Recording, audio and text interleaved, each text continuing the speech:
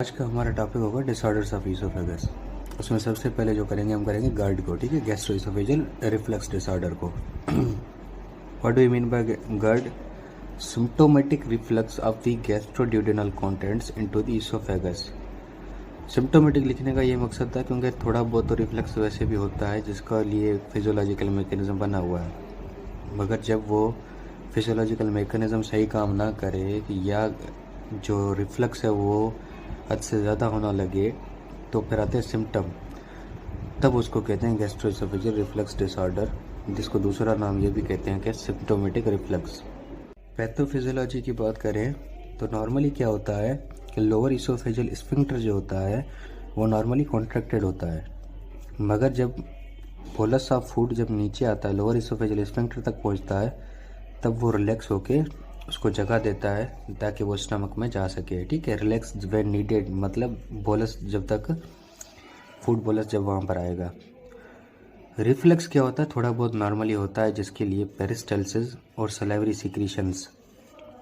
क्या होगा कि जब रिफ्लेक्स होगा तो रिफ्लेक्स जब इसोफेगस को इरिटेट करेगा तो क्या होगा, पेरिस्टल्सिस मूवमेंट होगी जो उसको रिफ्लेक्स्ड मटेरियल को धकेल के आगे स्टमक में डालेगी।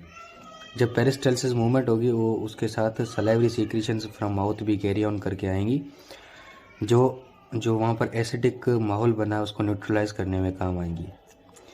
अब इनमें से किसी भी मैकेनिज्म में अगर एबनॉर्मेलिटी होती है, मतलब किसी भी मैकेनिज्म में क्या, अगर सपोज करें जो लोअर इसोफेजियल स्फिंक्टर है वो नॉर्मली कॉन्ट्रैक्टेड होता है, वो कॉन्ट्रैक्टेड ना हो, हद से ज़्यादा रिलैक्स होना शुरू कर दे तो, या उसकी जो टोन है वो कम हो जाए, तो टोन कम होगी तो क्या होगा कि जो उसकी नॉर्मली फंक्शनलिटी है उतने जो नॉर्मली वो प्रेशर झेल सक रहा है उतना झेल नहीं पाएगा, ठीक है। रिफ्लेक्सेस के लिए जो पेरिस्टल्सिस मूवमेंट हो रही है वो पेरिस्टल्सिस मूवमेंट सही तरीके से ना हो रही हो, क्लियरेंस सही ना हो रही हो, ये सारी चीज़ों की एबनॉर्मलिटी की वजह से क्या होगा, GERD हो सकता है, ठीक है। Abnormality lead to increase in contact time between acid and esophageal mucosa, जिसकी वजह से क्या होगा, म्यूकोजल इरिटेशन होगा, सिम्टम्स आएगा, सिम्टम्स आएंगे तो सिम्टोमेटिक रिफ्लेक्स आएगा जिसकी वजह से GERD होगा। अगर हम ऐसे फैक्टर्स की बात करें जो इन चीज़ों को एबनॉर्मल होने में मदद करते हैं, उनमें सबसे पहले ओबेसिटी।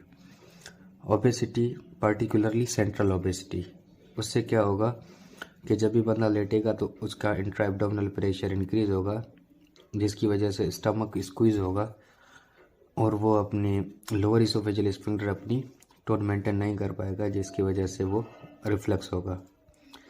डाइटरी फैक्टर्स, कुछ ऐसी डाइट्स होती हैं जो लोअर इसोफेजियल स्फिंक्टर को रिलैक्स करने में काम आती हैं, जिसमें आती है T, coffee, chocolates, dietary fats और अल्कोहल।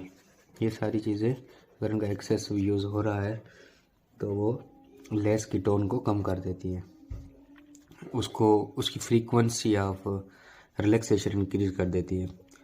डिफेक्टिव इसोफेजियल क्लियरेंस मतलब कि पेरिस्टल्सिस मूवमेंट सफिशिएंट नहीं है,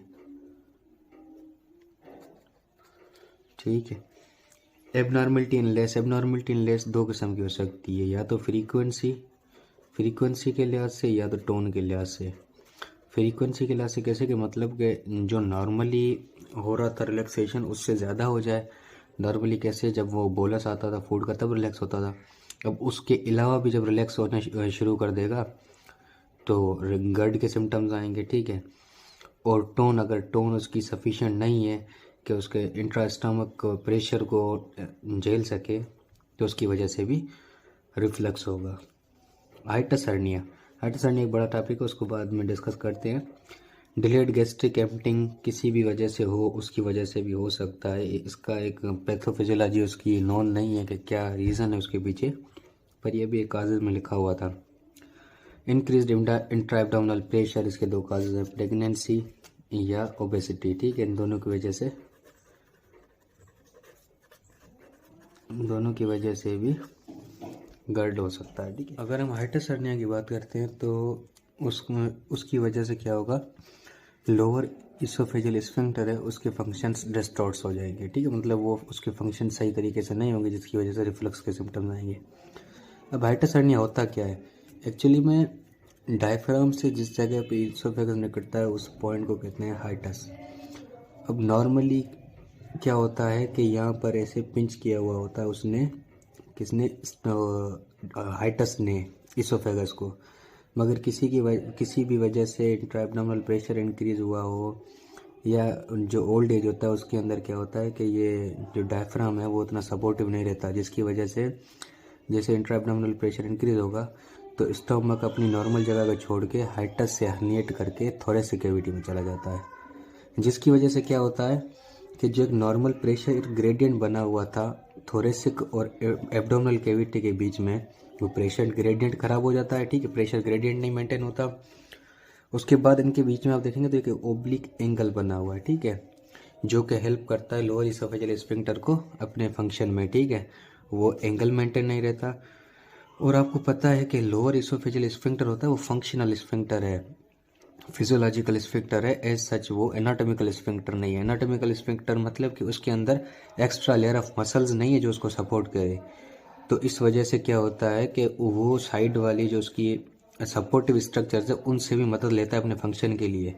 तो लोअर इसोफेजियल स्फिंक्टर ने अपनी नॉर्मल जगह छोड़ के ऊपर चला गया, ठीक है, तो उसकी जो सपोर्टिव स्ट्रक्चर्स हैं वो भी इसके साथ नहीं रही तो इसको सपोर्ट नहीं कर पाएंगे, जिसकी वजह से रिगर्जिटेशन और सिम्प्टोमेटिक रिफ्लक्स होगा।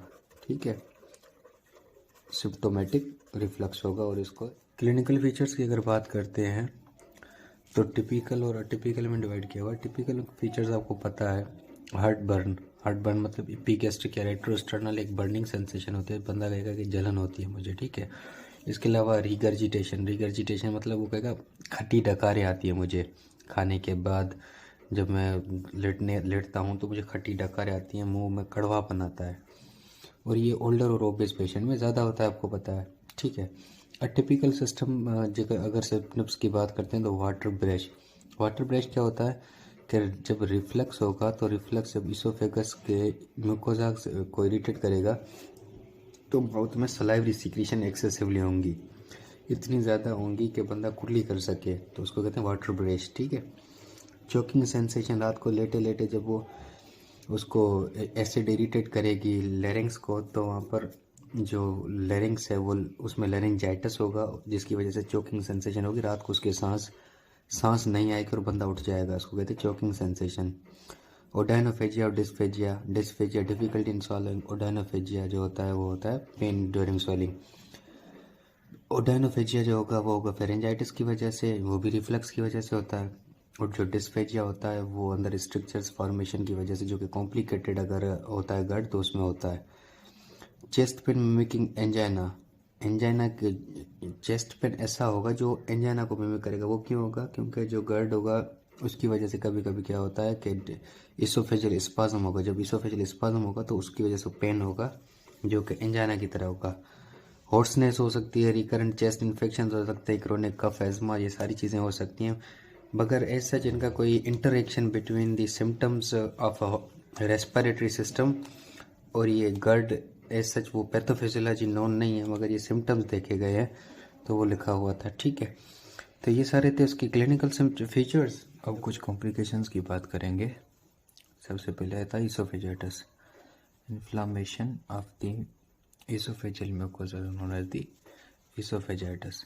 आपको पता है जब गर्ड के सिम्टम्स ज़्यादा वक्त के लिए रहेंगे और उनमें उनकी अगर ट्रीटमेंट नहीं होगी तो वो करवाएंगे इन्फ्लामेशन ऑफ द इसोफेगस। ठीक है, जब आप एंडोस्कोपी भी देखेंगे तो उसकी डिफरेंट पिक्चर्स मिल सकती है।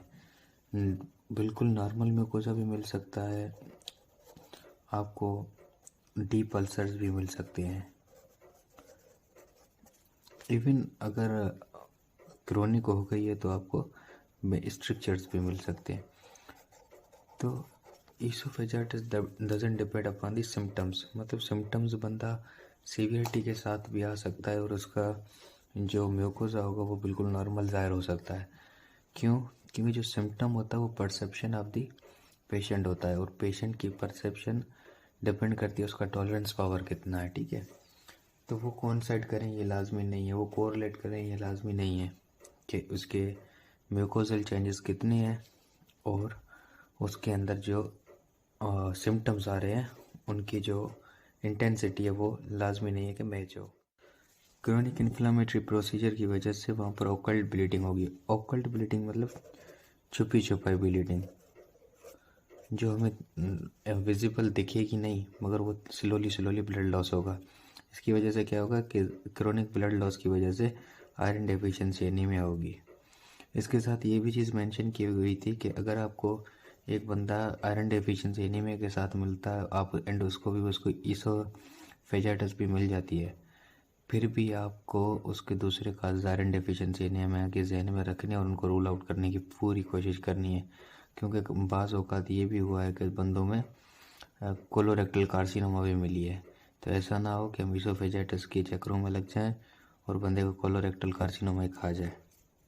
उसके बाद आता है बिनाइन ईसोफेजियल स्ट्रक्चर। क्या होता है, इनिशियली एक्यूट इन्फ्लामेशन होती है, उसके बाद अल्सर्स होती हैं, उसके बाद जब क्रोनिक इन्फ्लामेशन होती है तो आपको पता है क्रोनिक इन्फ्लामेशन में एक पूरा चीज़ होता है फाइब्रोसिस। तो क्या होगा, अगर सपोज़ करें ये एक अल्सर बनी हुई है, अल्सर के ऊपर अगर क्रोनिक अल्सर है तो उसके ऊपर बनेगी फाइब्रोसिस होगी। ठीक है, फाइब्रोसिस होगी तो क्या होगा कि फाइब्रोसिस की वजह से ल्यूमन हो जाता है छोटा। सपोज करें पहले इतना ल्यूमन था तो अब रह गया इतना ल्यूमन, छोटा हो गया। तो जो ये स्ट्रक्चर टाइप चीज़ बनती है इसको कहा जाता है ईसोफेजियल स्ट्रक्चर। ये बिनाइन होता है, मैलिग्नेंट नहीं होता। हमें एंडोस्कोपी करके उसकी बायोप्सी लेनी होती है और फिर उसको मैलिग्नेंट से डिफ्रेंशिएट करना होता है कि हालांकि कोई मैलिग्नेंट कंडीशन तो नहीं है। इसके बाद करते हैं बात गैस्ट्रिक वेलुलस की। गैस्ट्रिक वेलुलस एक्चुअली ये जो कॉम्प्लिकेशन है ये हाइटल हर्निया की है, ना कि गर्ड की है। मगर मोस्टली जो गर्ड के सिम्टम्स होते हैं वो हाइटल हर्निया के पेशेंट में होते हैं, तो इस वजह से यहाँ मेंशन किया हुआ है। गैस्ट्रिक वेलुलस क्या होता है कि जो एक ऑर्गन का उसकी मेजेंट्री के उसके खुद के एक्सिस के अराउंड घूम जाना। मतलब सपोज करेंगे ये स्टमक है तो उसका एक्सिस हो गया ये, ठीक है। क्या होगा कि स्टमक जब एक बड़ा हाइटल हर्निया हो जाता है उसके बाद ये स्टमक कभी कभी क्या होता है कि खुद अपने एक्सिस पे रोटेट कर जाता है। तो जब रोटेट करेगा अपने एक्सिस पे तो क्या होगा, इसकी ब्लड सप्लाई ख़त्म हो जाएगी, ईसोफेजियल ऑब्स्ट्रक्शन भी हो सकती है, कभी कभी स्टमक की ऑब्स्ट्रक्शन हो जाती है, जिसकी वजह से क्या होगा कि ये डायलेट हो जाएगा और जो पेशेंट प्रेजेंट करेगा वो डिस्फेजिया, वोमिटिंग और सीवियर चेस्ट पेन के साथ प्रेजेंट करेगा। आप एक्सरे करवाएंगे तो एक्सरे पे गैस बबल जो नॉर्मली एब्डोमेन में मिलते हैं वो चेस्ट में गैस बबल मिलेगा। और दूसरा बेरियम सॉल्व भी करवा सकते हैं। इसकी ट्रीटमेंट में सबसे पहले हमें एनजी ट्यूब डिकम्प्रेशन करनी होगी, ठीक है। एनजी ट्यूब डिकम्प्रेशन करनी पड़ेगी, उसके बाद हमें सर्जरी के लिए जाना होगा। और ऐसे पेशेंट जो सर्जरी के लिए नहीं जा सकते उनको सिर्फ हम एनजी ट्यूब डिकम्प्रेशन करेंगे और फिर अल्लाह के आसरे पे रख देंगे। बैरेट ईसोफेगस एक्चुअली में क्या है कि metaplasia of squamous cells into the columnar and intestinal cells हो जाता है। एक्चुअली में ये होता क्यों है, जब ज़्यादा वक्त के लिए एसिड और गैस्ट्रिक कंटेंट्स जब ईसोफेगस के म्यूकोजा के कांटेक्ट में आते हैं तो क्या होता है कि म्यूकोजा खुद को चेंज करता है।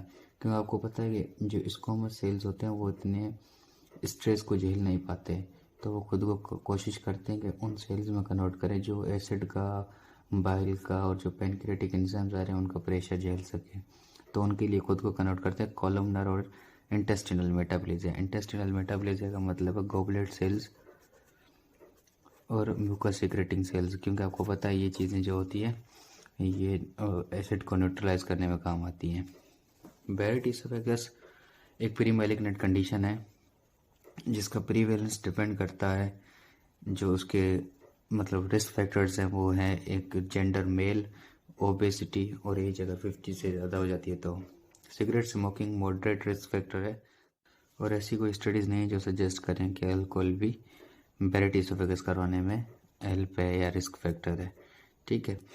रिस्क ऑफ कैंसर की अगर बात करते हैं तो अगर सपोज करें कि आपके पास 2 पेशेंट्स आते हैं, एक को आपको एंडोस्कोपी मिला है बैरेट ईसोफेगस, दूसरे पे जो म्यूकोजा मिला है उसमें जस्ट कुछ इन्फ्लामेशन मिली है, तो आप उसको कतन ये नहीं कह सकते कि जो बैरेट ईसोफेगस वाला है वो जल्दी कन्वर्ट हो जाएगा अपना कैंसर में, या जो इन्फ्लामेशन वाला है वो कन्वर्ट हो जाएगा सी इसोफेगस में।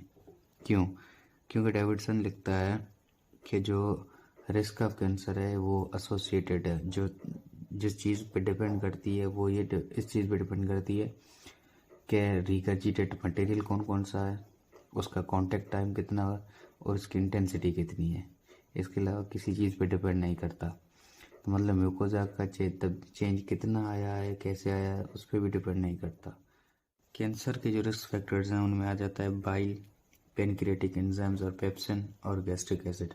अगर ये चीज़ें रिफ्लक्स में आ रही हैं और उनका कांटेक्ट टाइम इसोफेजियल म्यूकोजा के साथ बहुत ज़्यादा है और इसकी सीवियरिटी भी बहुत ज़्यादा है, तो वो बंदा जल्दी इसोफेजियल कैंसर में कन्वर्ट हो जाएगा उसका म्यूकोजा। और अगर एक बैरेट इसोफेगस के साथ आ रहा है मगर उसकी सीवियरिटी ऑफ जो रिफ्लेक्स इतनी नहीं है, तो आप उसको जब ट्रीटमेंट देंगे तो वो कैंसर में कन्वर्ट नहीं होगा।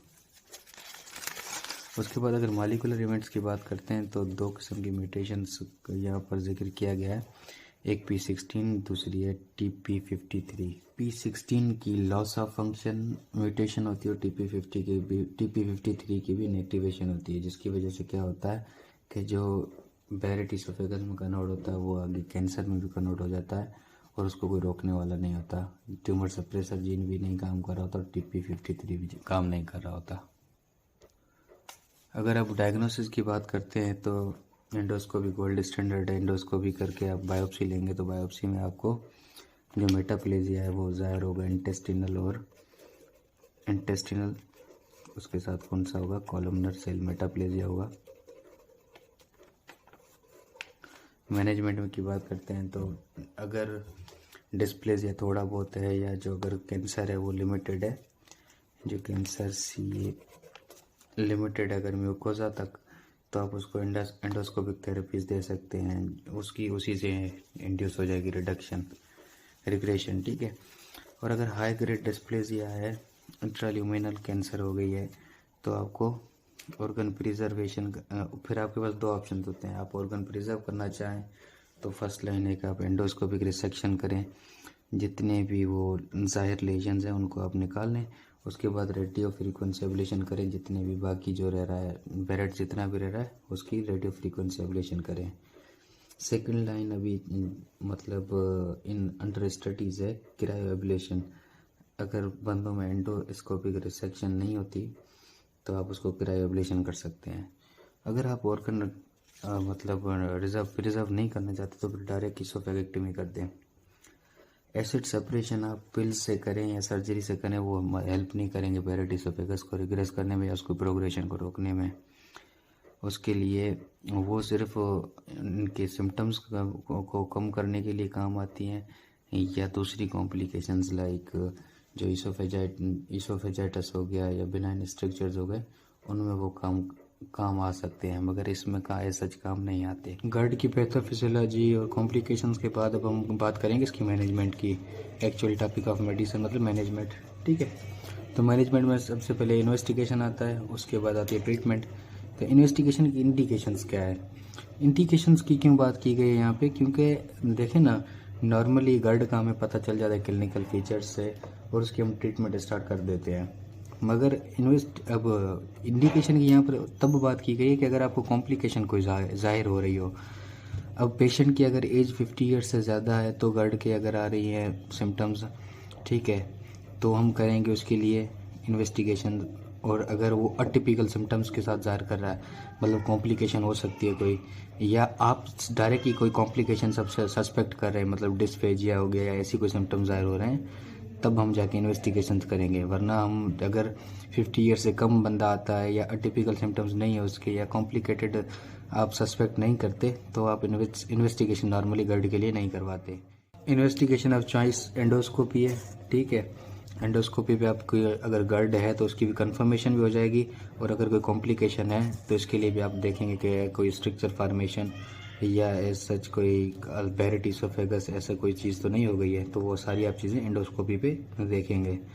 नॉर्मल एंडोस्कोपी को फाइंडिंग्स आ रही हैं और अगर उसके सिम्टम्स जो है कंपेटेबल विद GERD है तो आप उसकी ट्रीटमेंट लाजमी देंगे, क्योंकि बाज़ औक़ात ऐसा होता है कि एंडोस्कोपिक फाइंडिंग्स नॉर्मल होती हैं, ठीक है, मगर उसके जो सिम्टम्स हैं वो कंपेटेबल हैं कि भाई इसको GERD हो सकता है, तो आपको उसकी ट्रीटमेंट जारी करनी है।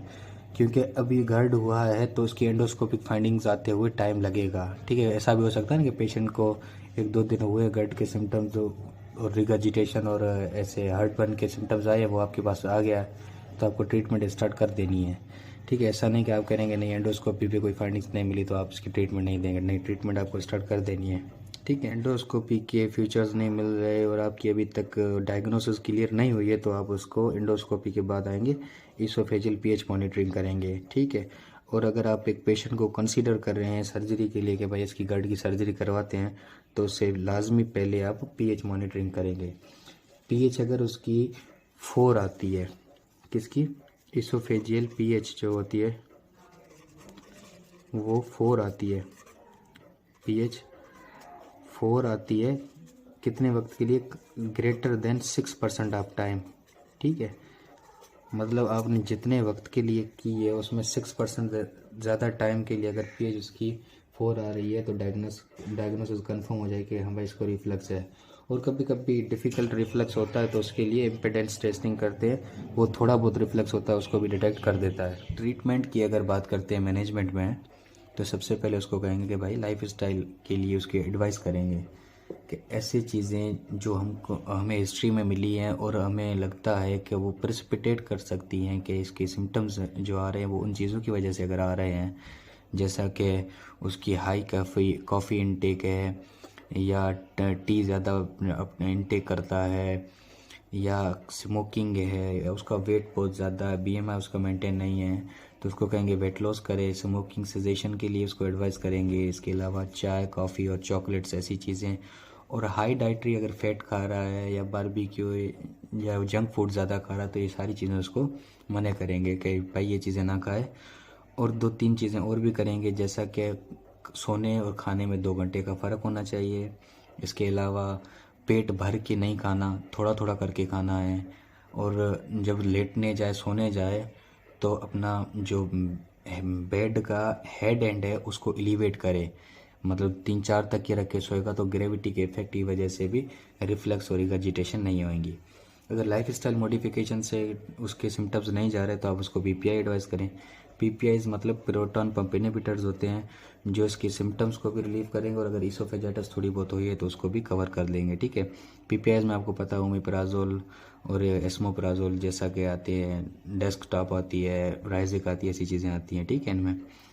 और अगर आपको सस्पेक्ट करें कि इसमें डिसमोटिलिटी है, डिसमोटिलिटी मतलब कि इसकी जो मोटिलिटी है वो सही तरीके से, जो ईसोफेगस और जो स्टमक है उनकी मोटिलिटी सही नहीं है, उनमें मोटिलिटी के इफेक्ट है, इशू लग रहा है, मतलब कि सुस्त है इनका मैदा, तो आप उनको प्रोकाइनेटिक्स दे सकते हैं। प्रोकाइनेटिक्स में डोमपेरिडोन और मेटाक्लोप्रोमाइड आते हैं जो इनको दे सकते हैं, ठीक है।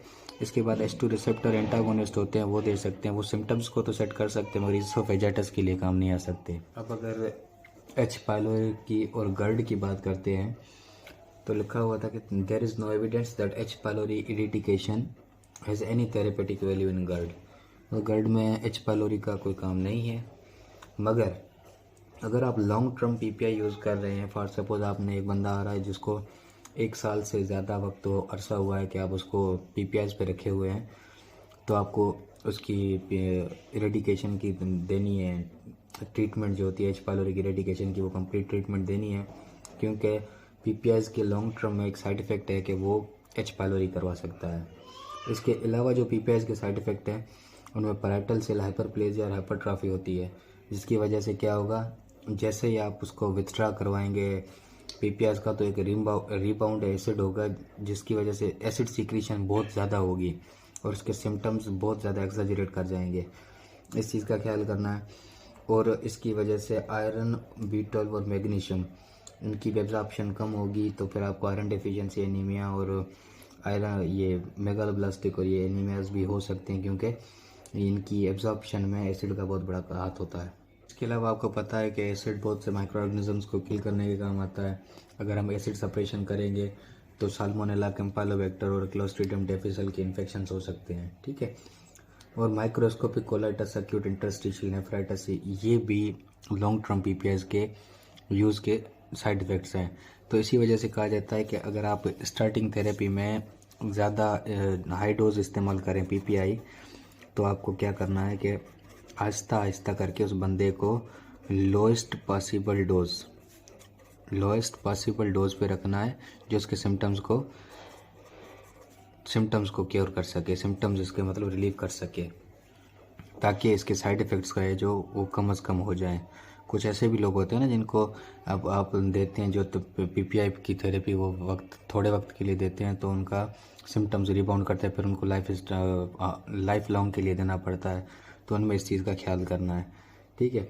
बाकी साइड इफ़ेक्ट्स और इन सारी चीज़ों के नोट्स मैं आपको मेरे इंस्टा के पेज पे दे दूँगा, आप वहाँ से स्क्रीनशॉट ले सकते हैं।